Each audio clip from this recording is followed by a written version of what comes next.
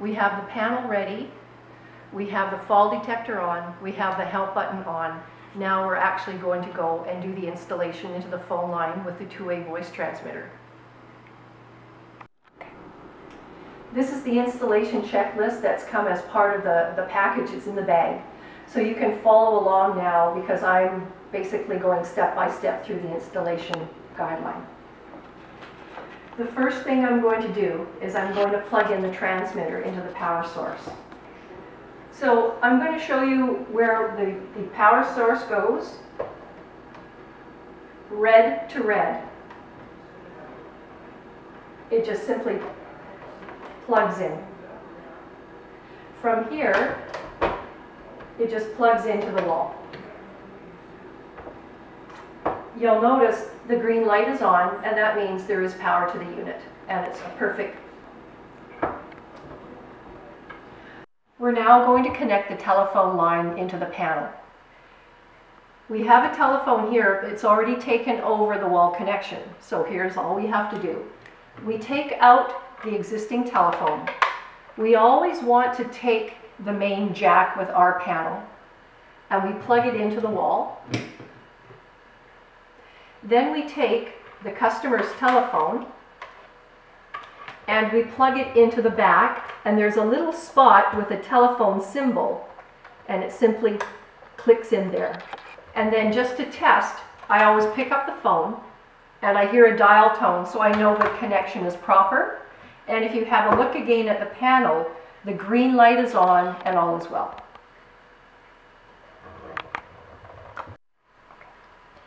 The fall detector, as I mentioned earlier, it has its own battery that we put it in at the beginning of the installation, and it's good for about 5 to 6 months. The help button has a battery, but the battery is encased and sealed because this unit is waterproof.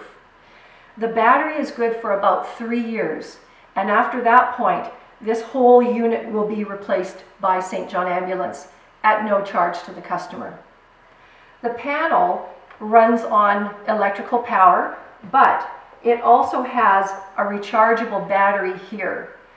In 2 to 3 hours, it will be up to full power, and then it's good for 24 hours without any kind of electricity in the house.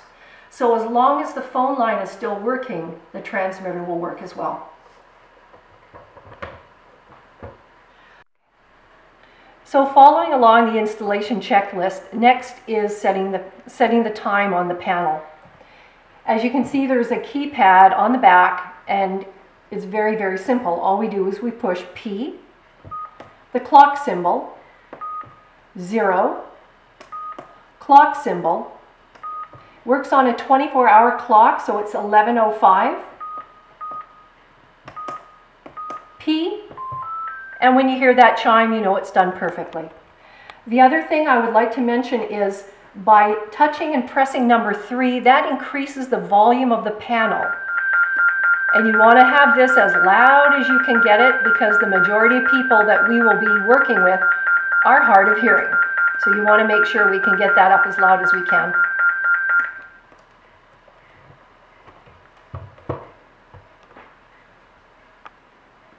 Included as part of your installation kit, you'll get an extension cord, which will come in handy, extra length for your telephone cord, a coupler, a triple jack, which comes in very handy, so that would just plug into the wall and your phone extension cords would plug in. And then probably the most important thing is the multi-jack electrical outlet, because what I find is that people have a whole bunch of plugs already in their existing wall, and so you need to have that type of a device that's the multi-head plug. It's time to press one of the buttons now and get a live callback from SecureTech Monitoring. So if we have the help button that we can use on the panel, we have the button that we can push here, and then on the fall detector, it also has a button that can be pushed. So I'm going to very simply push my help button. Do not worry. Your alarm telephone is dialing for assistance. They know that they've pushed the button successfully, and this is the panel now connecting through the telephone line to the emergency line at SecureTech. So there will be a few more beeps.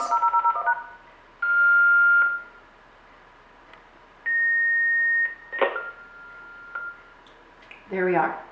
So we still have the green power light, and now we have an orange light, and that means that the line is now officially engaged, and we're waiting for SecureTech to call us back. Just before SecureTech calls through the two-way transmitter panel, the telephone will ring one time, and that's like an alert to let us know that yes, in fact, the monitors will be calling. So now it's just a matter of waiting for the call back. We're in a sequence right now at SecureTech. Medical alarms and fire get priority. So we are in a priority sequence. Hi, this is SecureTech monitoring calling. Is everything okay? Yes, hi there. It's Sharon, and we're testing. Okay, thank you, Sharon. Okay, can you hear me okay? Yeah. Okay. I can hear you very well. Okay, great. I can hear you as well. Thank you, monitor. Thank you, Sharon. Bye. 2 beeps, and that little orange light has gone off. That means the call has been closed off properly. We're back to a solid green light, which means the power is good, the phone line is working, and everything is fine. Okay. So the fall detector works on impact and change of angle. So the way I always demonstrate it is by simply dropping the fall detector. It has a little phase where it wakes up. It beeps twice. If it's not picked up, it beeps 4 more times.